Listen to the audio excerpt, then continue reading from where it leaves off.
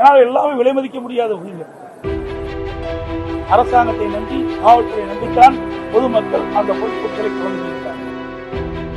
ஒரு அரசியல் கட்சி தலைவரும் அதை கூர்ந்து கவனிக்கிறார். இது 4 மாவட்டத்தை அவர் சுற்றுப்பயணம் செய்திருக்கிறார்.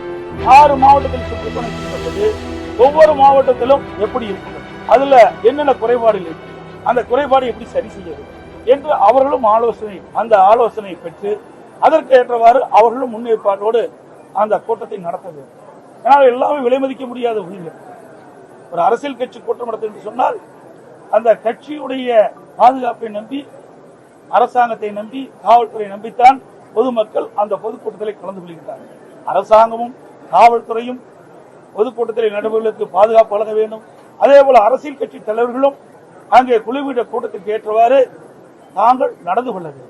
அதே காலையிலே இன்றைக்கு ஒரு நேரத்தை குறிப்பிடுகிறார்கள். அந்த நேரத்திலே வந்து பொதுக்கூட்டம் நடத்துகின்றனர். பல மணி நேரம் கழித்து வந்து பொதுக்கூட்டம் நடக்கும் பொழுது அதில் சில பிரச்சனைகள் ஏற்படுகின்றன. இதையெல்லாம் தவிர்த்துக் கொள்ள வேண்டும்.